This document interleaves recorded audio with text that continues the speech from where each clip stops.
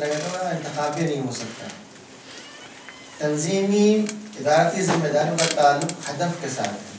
اگر آپ کا ہدف یہ ہے کہ آپ کے پاس ایسے افراد ہوں جو دین کا گہرا علم رکھتے ہیں، تو آپ کو اسی لحاظ سے اپنی ترجیحات کو، اپنی تنظیم کے ڈھانچے کو، افراد کے صلاحیتوں کو متعین کرنا پڑے گا.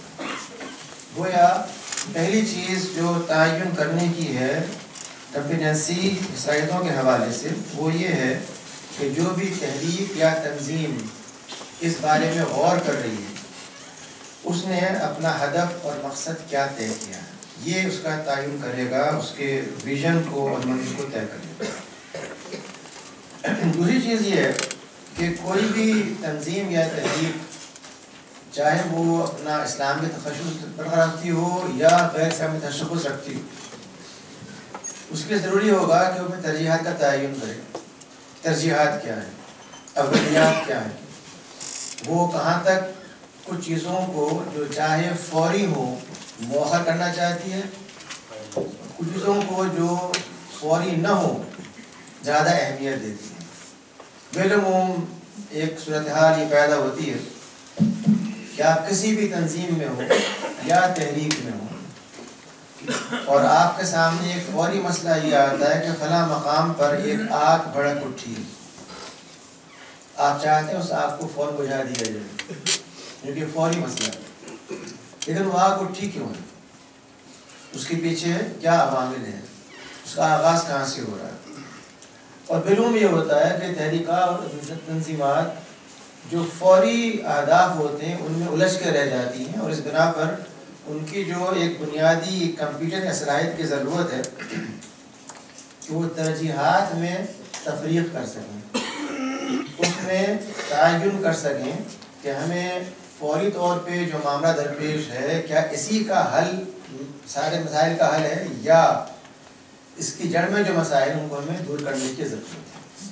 تو پہلی چیز تو آپ کا کلیئرٹی آف ویژن اور مشن، مقصد کا تعین، اور دوسری پرائرٹائزیشن یا ترجیحات اور اولیات کا تعین. تیسری چیز جو بڑی اہمیت رکھتی ہے وہ یہ کوئی بھی تنظیم یا تحریک جب تک وہ ان افراد کو جو اس کی حکمت عملی بنانے والے ہیں، ان افراد کو جو اس کا نفاذ کرنے والے ہیں، اور وہ افراد جو اس کا ہدف ہے، ان تینوں کو یکجان نہ کرے اس وقت تک وہ تنظیم تحریک آگے نہیں بڑھ سکتی. وہ حضرات جو تصور ذہن میں واضح رکھتے ہیں، جو چاہتے ہیں کہ آئندہ کی منصوبہ بندی کریں، جو اہداف کو دیکھ رہے ہیں، ان کے حصول کے لیے جو ذرائع درکار ہیں وہ تلاش کر رہے ہیں، ان کے ساتھ ساتھ وہ افراد جو آپ کا ہدف ہیں، جو آپ کا ٹارگٹ ہے، جو آپ کا کلائنٹیل ہے، ان افراد کا تعین اور ان تینوں کا یکجان ہونا، جسے ہم فرنگی زبان میں سینرجائزیشن کہتے ہیں. جب تک سینرجی نہیں ہوگی اس وقت تک آپ اس کام کو نہیں کر سکتے. چوتھی چیز جو بہت ضروری ہے وہ یہ کہ آپ نے کسی بھی تنظیم کے اندر اگر ایک ڈھانچہ بنایا ہے، ایک ادارہ ہے، اس کے لیے آپ نے طے کیا ہے کہ کیا نظم ہوگا، کیا افراد اس کے ذمہ دار ہوں گے، تو اس کے ساتھ ساتھ کیا آپ نے یہ بھی تعین کیا ہے کہ ہر فرد کا کردار، ہر فرد کی ذمہ داری کیا ہونے جا رہی ہے اور اس کی حدود کیا ہے، وہ کس دائرے میں کام کرے گا، جسے ہم کہتے ہیں امپاورمنٹ، کہ کہاں تک آپ نے افراد کو اختیارات دیے ہیں اور ان کا استعمال کس طرح سے کیا جائے. اگر اس دائرے میں خلط ملط ہو جائے معاملہ اور چیزیں واضح نہ ہوں تو پھر ٹکراؤ ہوگا اختیارات کے اندر، غلط فہمیاں پیدا ہوں گی، بے اعتمادی پیدا ہوگی، شکایات وجود میں. اگلی چیز اس حوالے سے جو بنیادی اہمیت رکھتی ہے وہ یہ کہ کیا جو افراد اس کام کو کرنے چلے ہیں اور جو آپ کا ہدف ہے ان کے سلسلے میں آپ نے کوئی نظام تربیت ایسا بنایا ہے جو آپ کے اہداف سے مطابقت رکھتا ہو۔ کمپیٹنسی صلاحیت کا مطلب یہ ہوتا ہے کہ اللہ تعالیٰ نے ہر فرد کو صلاحیتیں بے شمار دی ہیں، اسے اس کا علم نہیں ہوتا، اسے یہ علم دلانے کی صلاحیت کون سی اس میں ہے اور اس کو ابھارنے کے لیے آپ نے کیا کام کیا۔ تنظیم ہو یا تحریک ہو، اس کا ایک بڑا مسئلہ یہ ہوتا ہے کہ کچھ لوگ جو بظاہر زیادہ فعال ہوتے ہیں، عام طور پر ان پر ذمہ داریوں کا اضافہ کر دیا جاتا ہے، حتیٰ کہ وہ ہر ذمہ داری کو سے ادا نہ کر سکیں،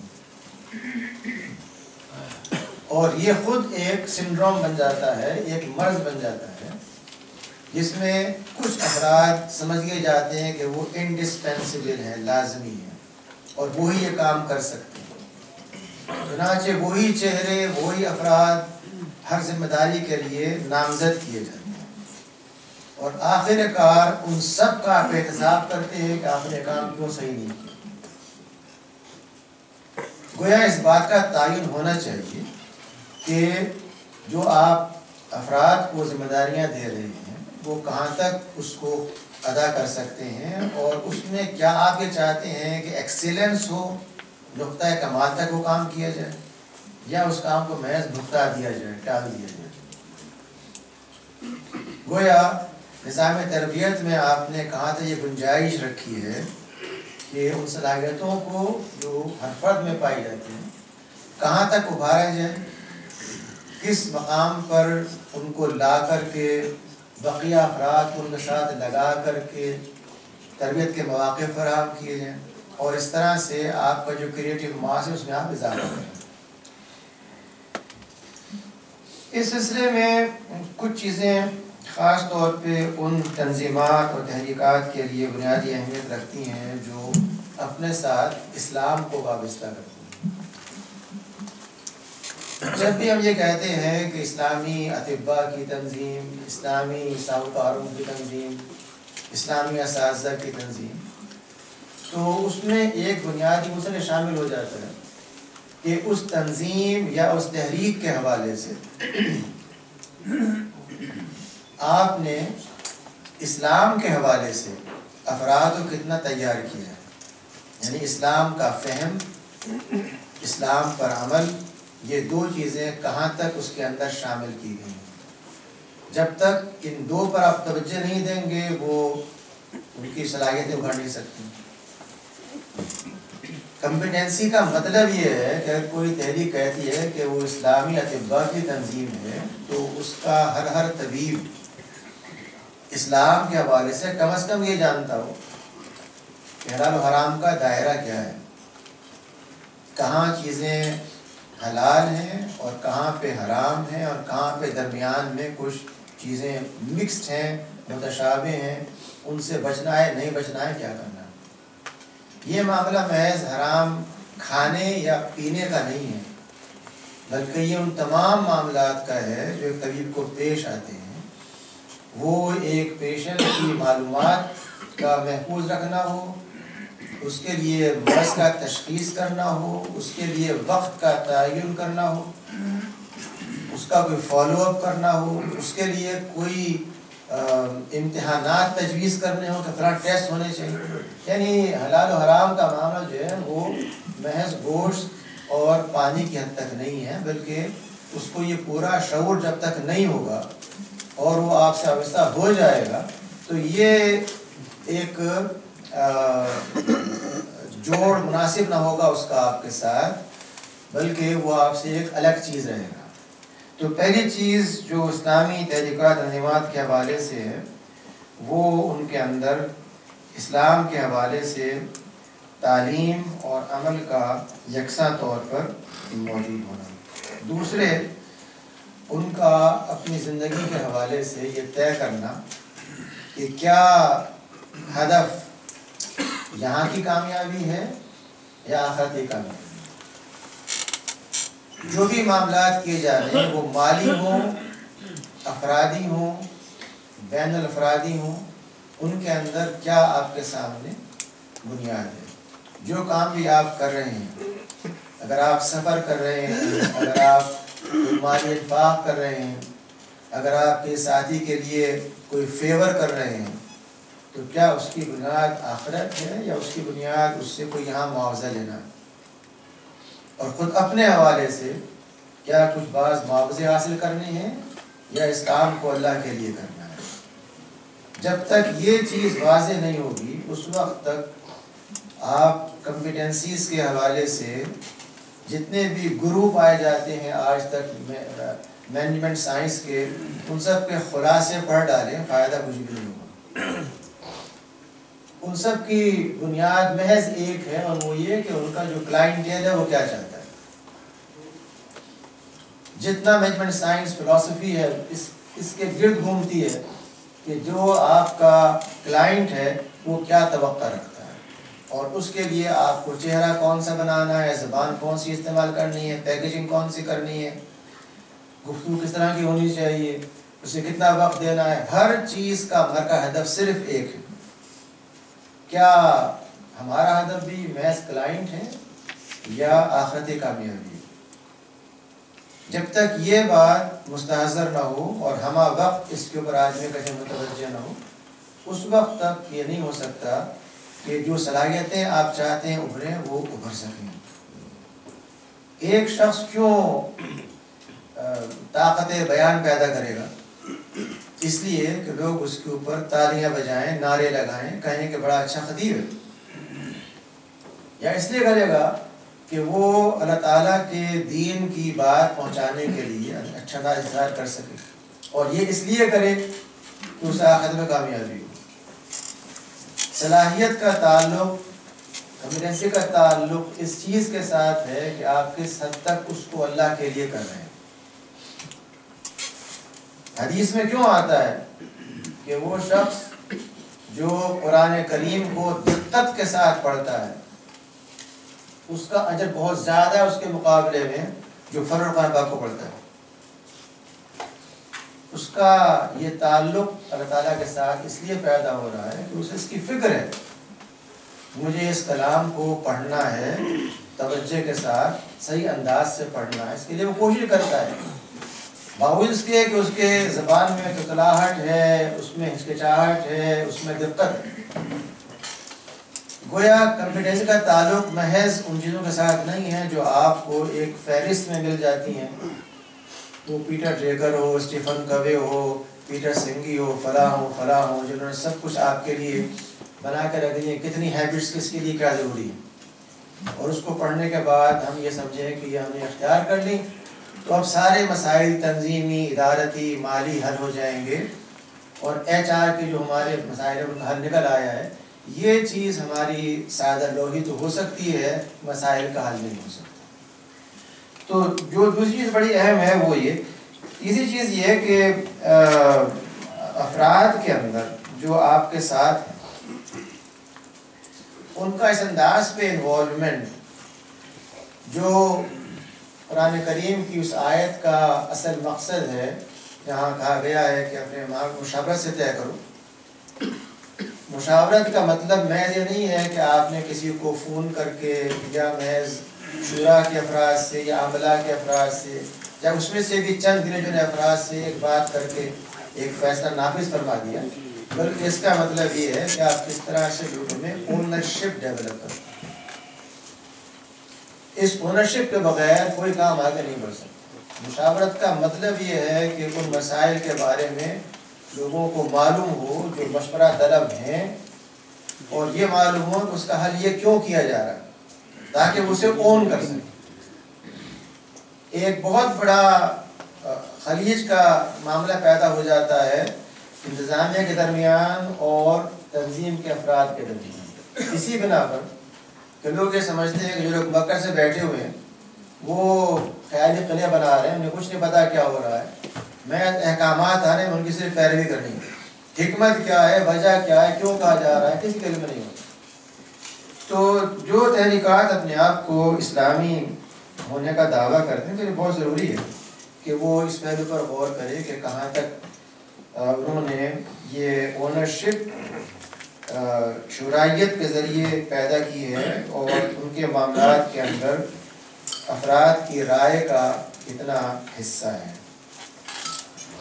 اس کے ساتھ ہی اس بات کی بھی بہت ضرورت ہے کہ جس چیز پہ قرآن کریم اور احادیث بار بار زور دیتی ہیں کہ تنظیم کے افراد کے درمیان اخاء یا اخوت پیدا کی، جس کا مطلب یہ ہے کہ دوسرے بھائی کے ایثار و قربانی کسی بدلے کی بنیاد پر نہیں، کسی امید پر نہیں کہ وہ آپ کے ساتھ ایسے کرے گا، بلکہ اس بنیاد پر کہ آپ کو یہ کام تو کرنا ہی ہے، یہ آپ نہیں کریں گے تو آپ اللہ کے سامنے جواب دیں گے۔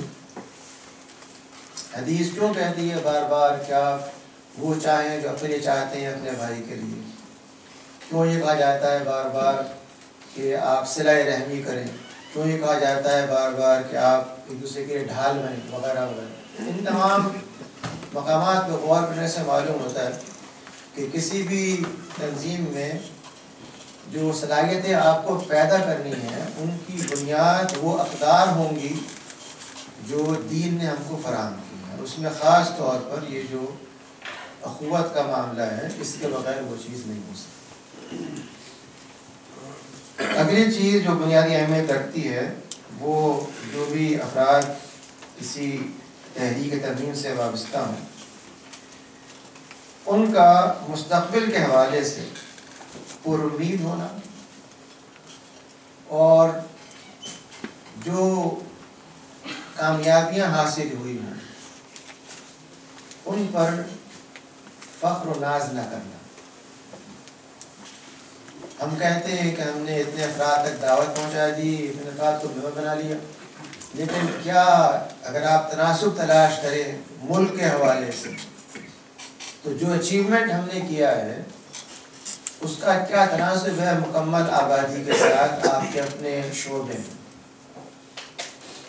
گویا کامیابیاں لازمی طور پہ ان کو محسوس کیا جائے لیکن ان پہ فخر نہ کیا جائے، اور پر امید رہتے ہوئے آئندہ کے حوالے سے اپنے وسائل کو اور اپنے ارادوں کو منظم کیا جائے۔ لیکن یہ کرتے وقت اس بات کی ضرورت ہے کہ وہ افراد جو ذمہ دار ہوں ان میں تنقید کو سننے اور برداشت کرنے کی صلاحیت بھی ہو، اور جو افراد تنقید کر رہے ہیں ان میں بھی یہ صلاحیت ہو کہ اس کا ہدف کسی کی ذات نہیں بلکہ تنظیم یا تحریک کی اصلاح ہے۔ جب تک یہ دونوں جانب سے صورتحال یہ نہیں ہوتی اس وقت تک جو افراد ذمہ دار ہیں قبل اس کے کہ آپ اپنی بات پوری کریں وہ آپ کو جواب فراہم کر دیں گے کہ ہمیں معلوم ہے آپ کا مسئلہ کیا ہے۔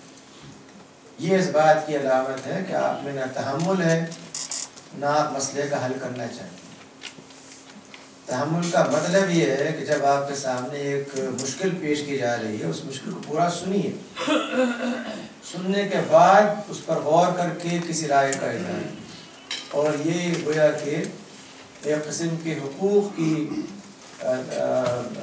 خلاف ورزی ہے افراد کی گفتگو کے حوالے سے۔ تو یہ صلاحیت کہ جو افراد ذمہ دار ہیں وہ سن سکیں تنقید کو، برداشت کر سکیں بغیر کسی ناگواری کے ساتھ، اور اس کے حل کے تلاش کرنے کے لیے جو شخص بھی معترض ہے شکایت لے کے آیا ہے اس کو شامل کرتے ہوئے اس کے حل کا تلاش کرنا ہے۔ تنظیمیں اور تحریکیں اسی وقت بنتی اور بڑھتی ہیں جب آپ کی حیثیت ایک باغبان کی سی ہو جو بیج محض پھینک نہیں دیتا بلکہ صحیح مقام پہ ڈالتا ہے، جو ڈالنے کے بعد بھول نہیں جاتا بلکہ اس کی آبیاری کرتا ہے، جو آبیاری کے بعد چھوڑ دیتا اس کو محض اگنے کے لیے بلکہ ارد گرد اگر کوئی خس و خاشاک ہو ان سے صاف کرتا ہے، جو اس بات کی پوری کوشش کرتا ہے کہ وہ اس تمام توجہ کے ساتھ انوالومنٹ کے ساتھ اس کھیتی کو آخر کار اپنے انجام تک پہنچائے۔ تحریکات میں اس لیے نئے بیج کا ڈالنا، نئے خون کا آنا اور اس خس و خاشاک کا الگ کر دینا کوئی بری بات نہیں ہے جو سوکھ چکا ہو، جس میں نمو نہ ہو، جو پورے گلستان کو بدنما بنا رہا. اور یہ کام بغیر حکمت کے نہیں ہو سکتا جب تک کہ آدمی پورا شعور نہ رکھتا ہو، وہ یہ نہ سمجھتا ہو کہ جو کچھ کیا جا رہا ہے اس میں غرض نہیں ہے بلکہ للہ ہی ہے. جو کام بھی کیا جا رہا ہے اس کا مقصد تنظیم کی اور تحریک کی ترقی اور بقا ہے، کچھ افراد کی اہمیت میں بڑھانا، اضافہ کرنا یا کمی کرنا نہیں ہے. آخری چیز حوالے سے یہ ہے کہ تحریکات اور تنظیمات اسی وقت تک آگے بڑھتی ہیں جب تک وہ نئے مسائل کا حل کرنے کے لیے نئے طریقے اختیار نہیں کرتے. اسلام کے اصولوں میں سے ایک اصول اجتہاد کا اصول ہے. اس کا مطلب یہ ہے کہ قرآن حدیث کے دائرے میں رہتے ہوئے نئے مسائل کے نئے حل تلاش کریں، اور جب تک یہ شکل نہیں ہوگی تحریکات آگے نہیں بڑھ سکتی. اس لیے اگر آپ یہ سمجھتے ہیں کہ تربیت کے باوجود بعض حضرات غلطیوں کا ارتکاب کر رہے ہیں، تربیت کے نظام کے باوجود پروگریس نہیں ہو رہی، ترقی نہیں ہو رہی، اس کے باوجود لوگوں میں وقت کی پابندی پیدا نہیں ہو رہی، تو پھر آپ کو اس کے لیے کوئی نئے طریقے اختیار کرنے پڑیں گے. محض ایک سرکولر کا بھیج دینا، محض ایک تربیت گاہ میں درس قرآن ایک موضوع پر کر کے مطمئن ہو جانا کافی نہیں ہو سکتا. اس کے لیے طریقے کیا اختیار کیے جائیں؟ جب تک یہ اجتہادی ذہن کام نہیں کرے گا اس وقت تک تحریکات فوسلائز ہو جاتی ہیں، وہ اپنی محدودیت کی بنا پر آہستہ آہستہ ختم ہو جاتی ہیں. تو یہ محض چند چیزیں میں نے آپ کے سامنے رکھی ہیں اس خیال سے کہ آپ میں سے جو حضرات مجھ سے زیادہ ان معاملات سے آگاہ ہیں ان کا ذہن متوجہ ہو اور وہ اس میں اضافہ اور اس میں مزید وضاحت کے خیال سے اپنے خیالات کو یہاں پیش کر سکیں. ورک شاپ کا مطلب یہ ہوتا ہے کہ ورک شاپ میں شرکت دو طرفہ ہونی چاہیے، یہ محض ایک کسی واعظ یا نصیحت کا بیان کر دینا نہیں ہوتا. اس لیے میں نے محض چند نکات آپ کے سامنے رکھے تاکہ اس کی روشنی میں آپ کے تبصروں، آپ کے خیالات، اختلافات اور نکات کی روشنی میں بات کو آگے بڑھایا جا سکے. بہت شکریہ.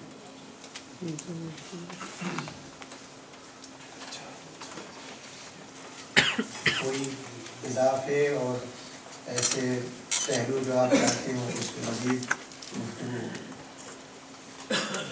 میں ایک بات جی ضرور. آپ نے بات کی ہے آرگنائزیشن کمپیٹنسی، میں اس سے آپ کے کمنٹس چاہ رہا ہوں آرگنائزیشن انکمپیٹنسی. اس سے آپ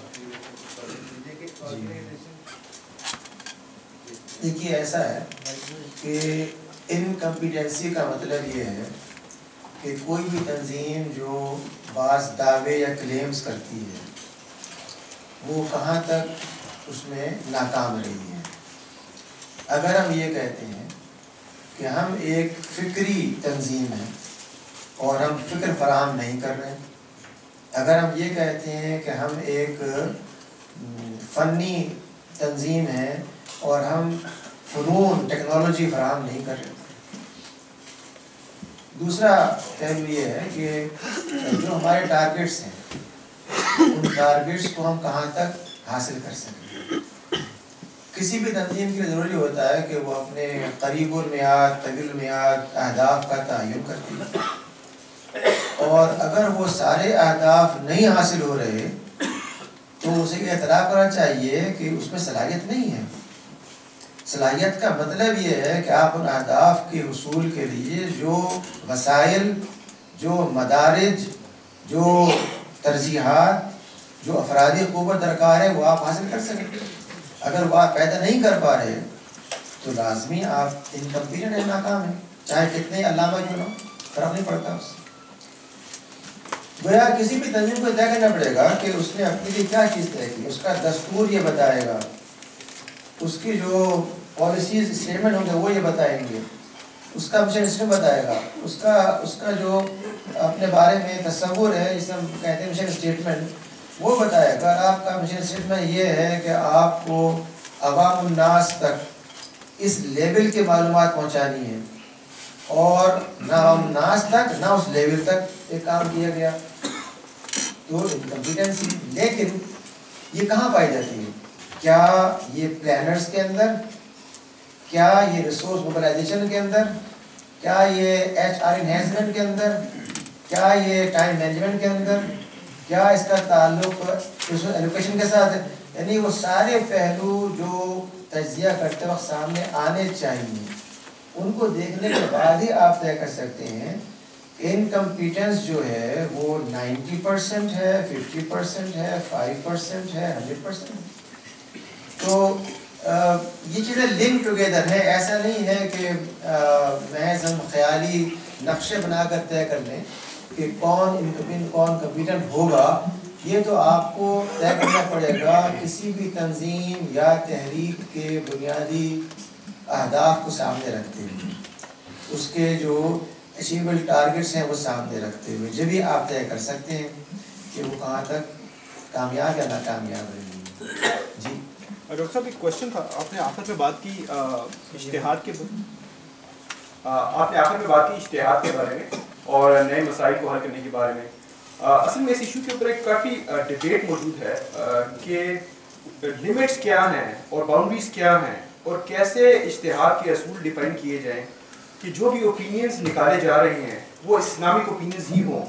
کیونکہ اس میں دونوں ایکسٹریمز ہیں. اگر ہم تھوڑا سی ہسٹری کو دیکھیں تو عباسی ٹائم کے اندر جب علماء نے اشتہاد کے دروازے کو بند کرنے کی ڈیبیٹ رکھی تو وہ اسی فکر مند تھے اس بات کے اوپر. ایک فیکٹر یہ تھا کہ لوگ اشتہاد کو اتنی لبرل یوز کر رہے ہیں کہ غیر اسلامی افکار یا غیر اسلامک تھاٹس جو ہیں وہ اسلام کے اندر داخل ہو رہی ہیں. سملرلی آج کے دور میں بھی یہ ڈیبیٹ ملتی ہے کہ کچھ لوگ یا کچھ انٹرپریٹیشنز ایسی آ رہی ہیں جس کے بارے میں یہ ڈاؤٹ ہے کہ وہ اسلامک ہے بھی کہ نہیں. تو ہم کیسے اشتہاد کو اصول کو ڈیفائن کریں کہ وی انشور کہ ان اسلامک لاز یا ان اسلامک تھاٹس جو ہیں وہ اسلام کے دائرے اور اسلام کے نظریے کے اندر نہ آئے. In other word how do we carry out اشتہاد، وہ کیا اصول ہیں، اور میک شیور کہ اسلام ریمینس پیور اور مغرب کی طرف سے یا کوئی بھی غیر اسلامی تھاٹس جو ہیں وہ اسلام کے اندر داخل نہ ہو. جی بہت شکریہ. دیکھیے ایسا ہے کہ پہلی بات یہ سمجھ لیجیے کہ اشتہاد کا مطلب ہے کیا. اشتہاد کا مطلب یہ ہے اگر قرآن کریم نے یہ بات واضح کر دی ہے کہ چوری جب ثابت ہو جائے تو چور کا ہاتھ کاٹا جائے، تو اس بارے میں آپ اشتہاد نہیں کر سکتے. اگر حدیث نے یہ بات واضح کر دی ہے کہ ایک شخص بد اخلاقی کا ارتکاب کرے اور وہ شادی شدہ ہو، اس کو سنسار کر دیا جائے، اور یہ بات حدیث سے ثابت ہو، آپ اشتہاد نہیں کر سکتے. اس کا مطلب یہ ہوا جن چیزوں کا تعین قرآن و حدیث نے خود کر دیا ہے وہاں پہ آپ اشتہاد نہیں کریں. اگر سنت نے یہ طے کر دیا کہ ظہر کی نماز اس میقات میں پڑھی جائے گی، زوال کے وقت سے فلاں وقت تک یہ ہے جس میں پڑھی جائے گی، آپ سارے کے سارے مسلمان جمع ہو کر کے یہ کہیں کہ بڑی برف باری ہو رہی ہے، بڑی گرمی لو چل رہی ہے، اس لیے ہم چاہتے ہیں کہ اس کے اوقات کو فلاں وقت پر کر دیا جائے، آپ نہیں کر سکتے. تعین ہو گیا ایک چیز. لیکن اگر سنت سے یہ معلوم ہوتا ہے کہ ایسے حالات میں جب آپ مقیم نہ ہو اور مسافر ہوں اور آپ کو یہ فکر ہو کہ فلاں وقت تک آپ نماز قضا نہ ہو جائے، یا آپ چاہتے ہو کہ اس کو موقع کر دیں، فوری کچھ کام کر لیں، تو ایسی شکل میں تقدیم یا تاخیر کی جا سکتی ہے. یہاں کوئی مسئلہ نہیں ہے خلاف ورزی کا. اس میں اختلاف یہ ہو سکتا ہے کچھ حضرات یہ کہیں کہ نہیں ہم تاخیر نہیں کریں گے، تقدیم کریں گے. کچھ کہیں نہیں ہم تاخیر کریں گے اور اس وقت کو پکڑیں گے جو اس کا آخری وقت ہے، اس کا اولی وقت ہے. چونکہ اس میں گنجائش موجود ہے، بوتھ آر ویلڈ. اجتہاد جن معاملات میں ہوگا وہ سارے وہ معاملات ہیں جو کسی بھی دور میں پیش آنے والے ہوں، معاشی ہوں، سیاسی ہوں، طبی ہوں، انجینئرنگ کے ہوں، کسی بھی شعبے کے ہوں، اور اس میں آپ کے سامنے ایک واضح حکم موجود نہیں ہے. اس شکل میں آپ کو دیکھنا پڑے گا کہ قرآن کریم indirectly in between the lines as a principle کیا اصول دیا گیا؟ اصول یہ دیا گیا کہ انسانی نفس کو قتل نہ کیا جائے. فہرست نہیں بنا کے دی گئی کہ نفس کے اندر کیا کیا چیزیں آئیں گی. اب آپ یہ سوچیں گے کہ اس نفس سے مراد کیا ایک 5.5 فٹ یا 6 فٹ کا انسان ہے، یا ایک مائکرو لیول کے اوپر جین ہے؟ جو حکم اس کا ہوگا یا نہیں ہوگا، یہ آپ کا اجتہاد ہوگا. آپ دیکھیں گے کہ کیا چیز قرآن کریم جو ہے ایز پرنسپل دیتا ہے، اس کو آپ کیسے اپلائی کریں. اس کے اصول ہیں مختلف، اور وہ اصول ایسے نہیں ہیں جو آج میں نہ سمجھ سکتا ہوں، نہ ایسا ہے کہ کوئی دنیا میں چند افراد جانتے ہوں گے اس کو، بلکہ یہ اصول وہ ہیں جو ہر زمانے میں ہر وہ شخص جو خلوص نیت کے ساتھ دین کو سمجھنا چاہتا ہو، اس کو نافذنا چاہتا ہو، وہ اختیار کر سکتا ہے.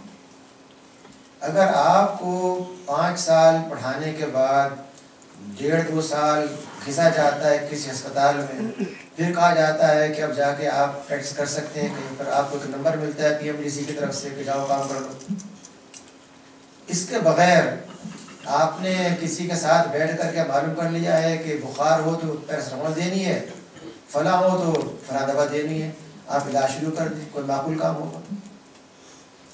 یہی شکل اجتہاد کی ہے کہ جو کچھ ریکوائرمنٹس ہیں بیسک، اگر وہ ایک شخص جانتا ہے، اس کے احاطے میں ہے، بسم اللہ اجتہاد کرے.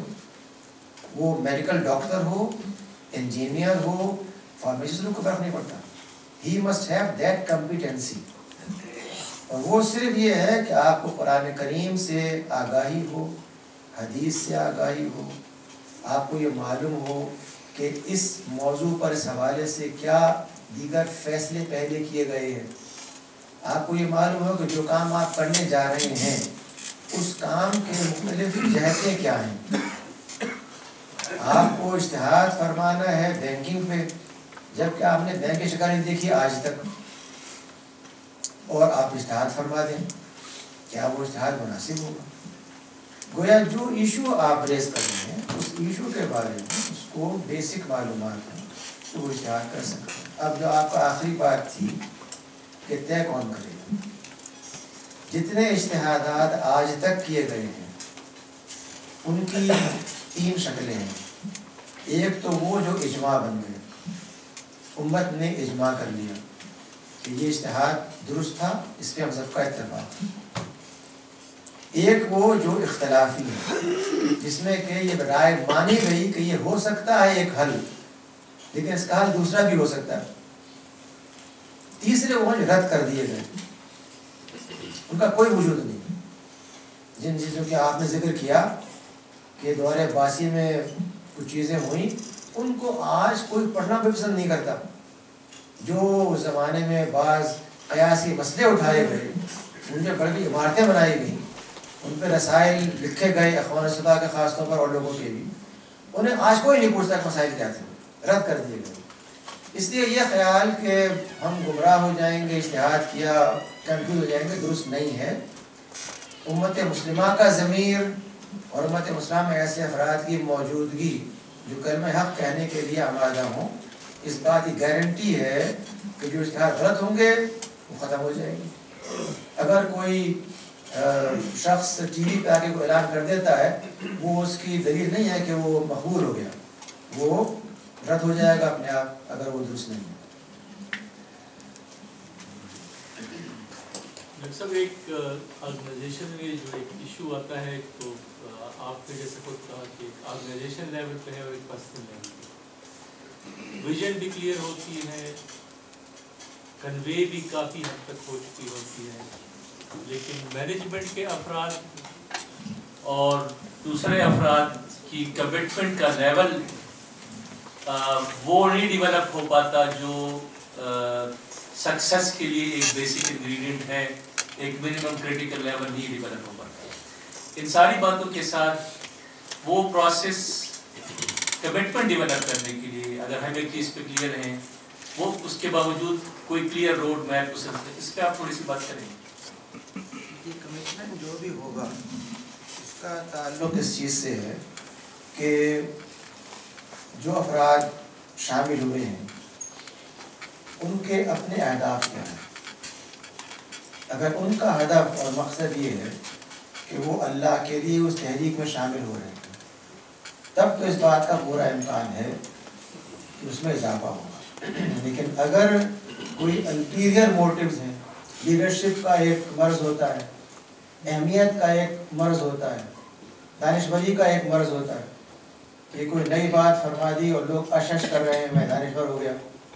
یہ سارے جو پہلو انسانوں کے اندر ہوتے ہیں فرشتوں میں نہیں ہوتے اور ہم انسان ہیں.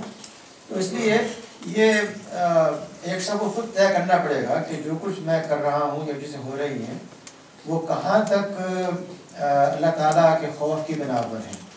یعنی گھوم پھر کے بعد جہاں آتی ہے وہ خوف آخرت ہے اور تعلق باللہ ہے. جب تک یہ دو چیزیں آپ کے یہاں مستحکم نہیں ہوں گی اس وقت تک آپ جو چاہیں تنظیمی اقدامات کرتے رہیں. آپ پورا ایک میز بنا دیں ٹریننگ کا جس میں سے گزار دیں ہر ایک کو اور آخر میں اینڈ پروڈکٹ آپ کے خیال میں میڈ ٹو میجر ہو. اس سب کے باوجود جو اس کے اندر کا نفس ہے وہ تو ٹھیک نہیں ہو سکے گا. اسی لیے میں سمجھتا ہوں کہ جو لوگ قیادت پر فائز ہیں ان کے لیے بہت ضروری ہے خود احتسابی. یعنی بار بار ہر معاملے میں یہ سوچنا کہ جو میں نے فیصلہ کیا یا رائے کا اظہار کیا یا بات کہی کیا واقعتاً یہ اللہ کے لیے کیا گیا یا اس میں کوئی نفس کا دخل تھا. اور اگر تھا تو پھر وہی بات جو علی نے اختیار کی تھی ایک غیر مسلم کے ساتھ اس کو اختیار کیا جائے کہ آدمی بالکل اس چیز سے رک جائے اور اپنی اصلاح کر لے. تو یہ ہے میرے خیال میں تو بنیادی چیز. باقی جو طریقے بتائے جاتے ہیں وہ تو یہی ہیں کہ آپ ایک پروسیس سے گزاریں. اور پروسیس کا مطلب یہ ہے کہ ایک شخص چاہے کسی بھی مقام پر کیوں نہ ہو اس کی آپ نے ری ایجوکیشن اور اس سے پہلے ڈی ایجوکیشن یہ دو کام سر انجام دیں. اور یہ کام بھی ادارے ہی کا ہے کہ وہ اس کے لیے اندازہ قائم کرے، اس کے لیے ایک وہ نظام بنائے. اسی بنا پہ آپ دیکھیے کہ جو حلقہ ذکر کہلاتے ہیں ان کا مطلب کیا ہے.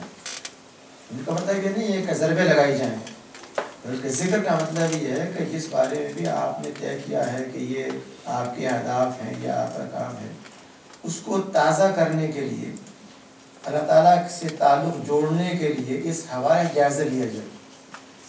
تو یہ چیزیں ہیں جو میرا خیال میں تنظیمیں اختیار کر سکتی ہیں اور نظام تربیت کی بنیاد ہے اس کی. اسی سے آپ کو گزارنا پڑے گا، اس کے بعد کوئی چیز نہیں ہو سکتی. اس میں قرآن پاک کا مطالعہ، نوافل کا اہتمام اور خاص طور پہ جو کام آپ کر رہے ہیں اس کے حوالے سے بار بار یہ سوال ہے کہ اس میں جو کچھ بھی کیا جا رہا ہے کیا واقعی صرف للہیت کے لیے ہے یا اس میں ہم میں سے کسی کا نفس شامل ہو رہا ہے. یہ سب سے اہم چیز ہے. جی فرمائیے. ایک دفعہ اہداف کا تعین ہو جائے اس کے بعد وقتاً فوقتاً حصول اہداف کی اسسمنٹ کرنا کہ ہم نے اپنا ہدف کس حد تک حاصل کر لیا ہے اور اس کو مزید اچھی طرح سے حاصل کرنے کے لیے ہم ریلوکیٹ کرتے ہیں اپنی طریقہ کار کو اور جس طرح سے ہم کام کر رہے ہیں. تو حصول اہداف کا اسسمنٹ وقتاً فوقتاً کرنا تنظیم کے لیے میرے خیال یہ بھی ایک ضروری جزو ہے کہ کس طرح سے اپنے کام کو مزید اچھا بنا سکتے.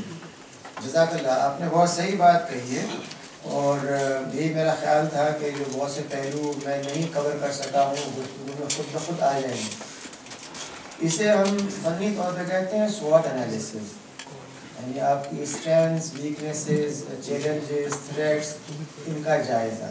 اور کسی بھی تنظیم کے حوالے سے کہا جاتا ہے کہ اس کے لیے 5 سال یا 10 سال یا صحت عرصہ ہے جس میں کہ وہ اس کام کو سر انجام دے اور بیٹھ کے تجزیہ کرے کہ اس کی کیا قوتیں ہیں، کیا کمزوریاں ہیں، کیا اس کے لیے نئے مطالبات پیدا ہو گئے ہیں، اور ان کے حوالے سے اسے اپنی حکمت عملی کو اور خود اہداف کی ترجیحات میں کیا تبدیلی کرنی ہے.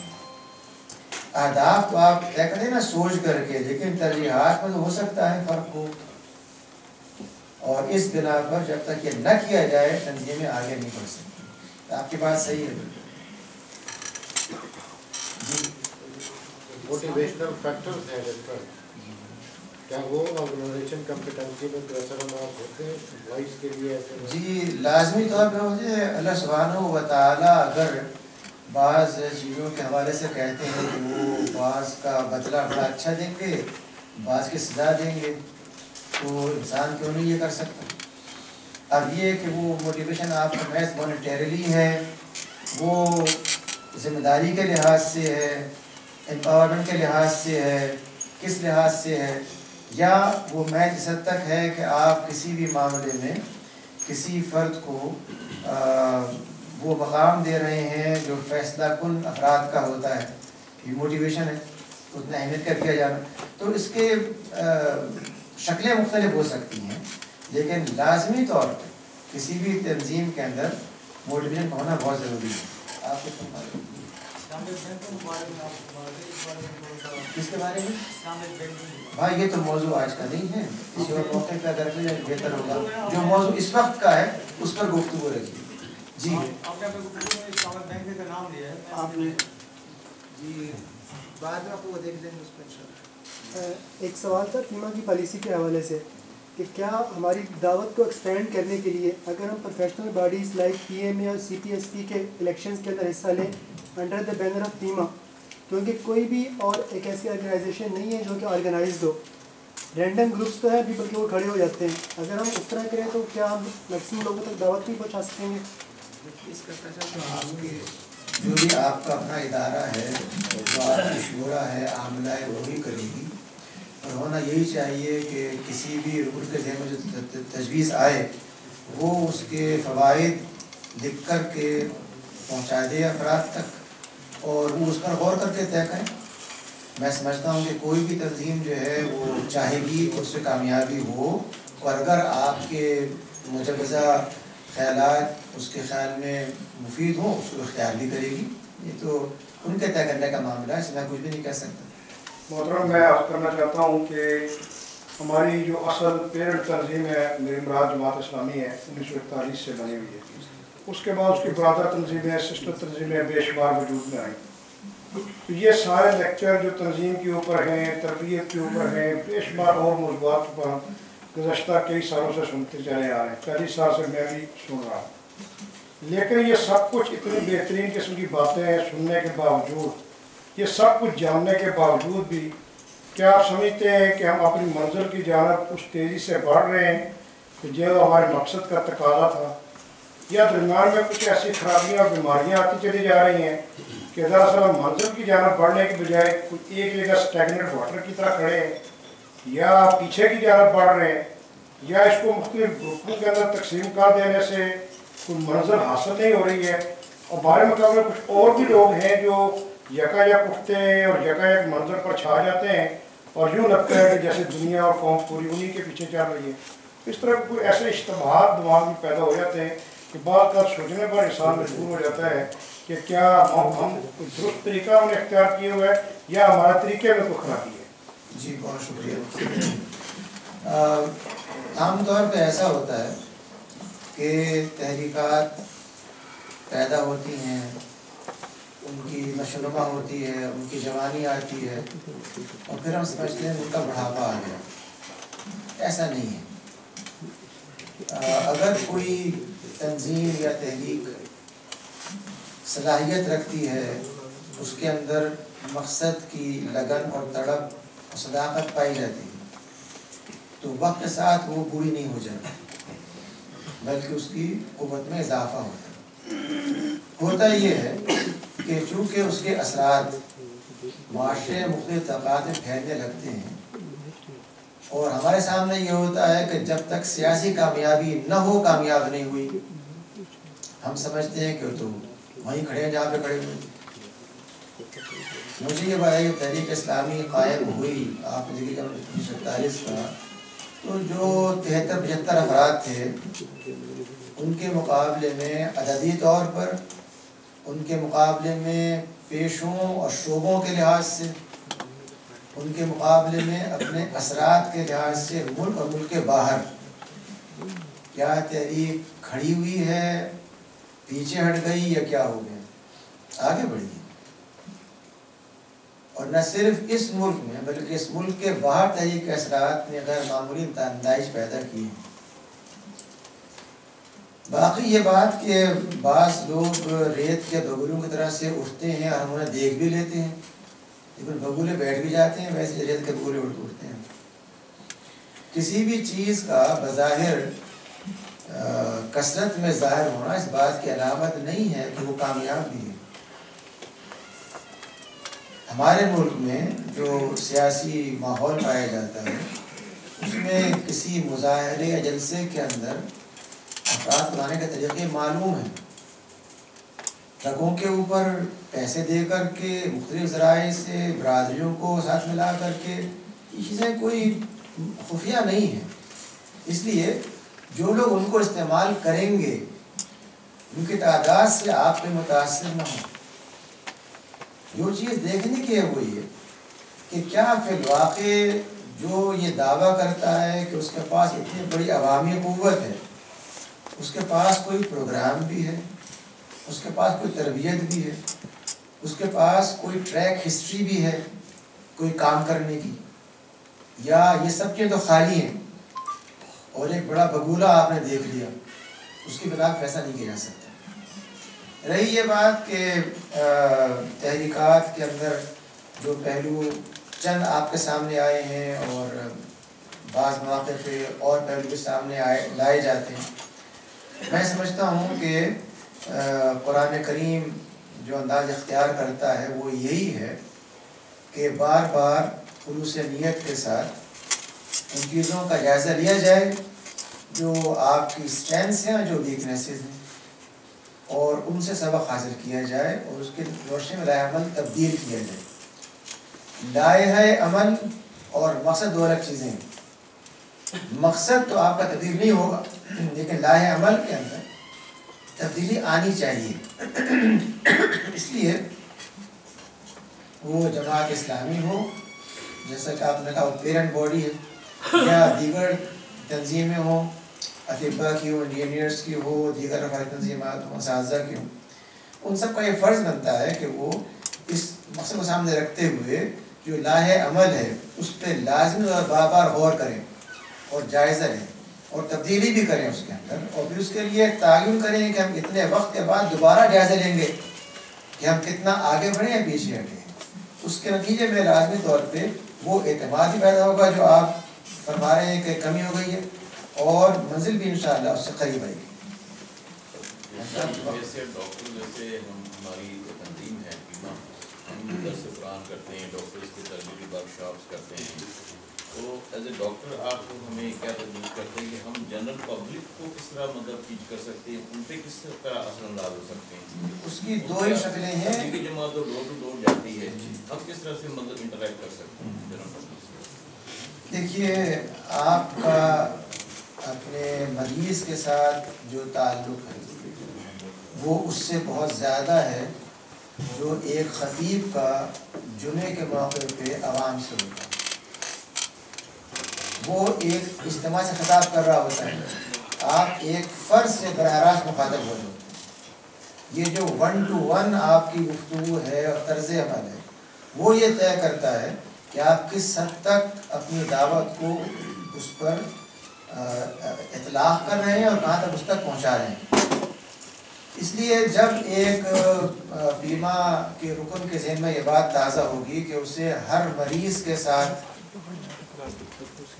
خلوص نیت کے ساتھ، ہمدردی کے ساتھ، غمگساری کے ساتھ، بھلائی کے ساتھ پیش آنا ہے، اور اس کو جانے سے پہلے کوئی ایک بات ایسی سمجھانی ہے جو اس کے دین تعلق کو اضافہ کرنے والی ہے، تو پھر آپ کو ضرورت نہیں آپ جا کے دروازوں پہ کھٹکھٹائیں، بلکہ جو شخص خود آپ کے پاس آ گیا اس کو آپ صحیح طور پر اپنا پیغام پہنچائیں، اور یہ اسی وقت ہوگا جب آپ اپنے پیغام کے حوالے سے کچھ غور بھی کرتے رہیں اور حکمت عملی کو بھی بار بار نقطۂ نگاہ سے دیکھتے رہیں۔ یہ ایک تحریری سوال آیا ہے جو وقت گزرنے کے بعد آیا، جو لوگ عذرات رکھتے ہیں اجتماعیت سے ان کو کیسے جوڑا جائے، خاص طور پر ڈاکٹرز بہت مصروف ہوتے ہیں اور اسلام کی سربلندی کے لیے وقت نہیں نکال پاتے، خاص طور پر خواتین کے لیے کوئی رہنمائی کی جائے۔ دیکھیے یہ جو مسئلہ ہے نا مصروفیت کا، یہ بڑا اضافی ہے، اور ایک شخص جو دن کے 24 گھنٹے میں سے 25 گھنٹے کام کر رہا ہو وہ بھی اپنے آپ کو یہ مصروف نہیں سمجھتا، اور ایک وہ جو دن میں بمشکل آدھے گھنٹے کام کر رہا ہو مصروف سمجھتا ہے۔ یہ اتنا اضافی معاملہ ہے، اس لیے اس پہ کوئی بات نہیں کہی جا سکتی۔ اصل چیز یہ ہے کہ آپ جس حد تک اہمیت کو محسوس کریں گے ایک کام کی، آپ وقت نکالیں گے۔ بہت سے حضرات یہ سمجھتے ہیں کہ ان کا بچہ جو ابھی بمشکل 1-1.5 سال کا ہو اور رو رہا ہو، اور اس کی ضرورت یا تو بھوک ہو یا صفائی ہو یا کوئی اور چیز ہو، اور وہ سنتے رہیں اس کی چیخ و پکار کو اس امید پر کہ بیوی اپنے آپ دیکھ لے گی، پھر آپ توقع رکھیں کہ وہ بچہ بڑا ہو کر ہسمکھ بنے گا، آپ کی بات سنے گا، یہ بات درست نہیں ہے۔ ایک شخص کتنا ہی مصروف کیوں نہ ہو، وہ جب بچہ رو رہا ہے وہ 2 منٹ نکال سکتا ہے۔ ترجیحات کا معاملہ ہے، اگر آپ کے نگاہ میں بچے کا وجود اہم ہے تو آپ اٹھیں گے، اس کو دیکھیں گے، بہلائیں گے، پھر بیوی کے حوالے کریں گے۔ ایسے ہی ایک شخص چاہے کلینیشین ہے، وہ پڑھاتا بھی ہے، اس کی سرجری بھی ہے، اس سب کے باوجود اگر وہ چاہتا ہو وقت نکالے گا اور نکال سکتا ہے۔ جب اس سے کہا جاتا ہے کہ ہمیں شاپنگ کرنی ہے اور وہ سارے کام ہم کو یاد ہے شاپنگ کے لیے بیوی کے ساتھ، یہ کام کیوں نہیں کر سکتا؟ مسئلہ ترجیحات کا ہے، مسئلہ کسی اور چیز کا نہیں ہے۔ اس لیے جتنا کمٹمنٹ میں اضافہ ہوگا اتنا ہی آپ دیکھیں گے کہ وہ افراد جو آپ سے وابستہ ہوں انشاءاللہ وقت بھی نکالیں گے، قربانی بھی کریں گے۔ بہت شکریہ۔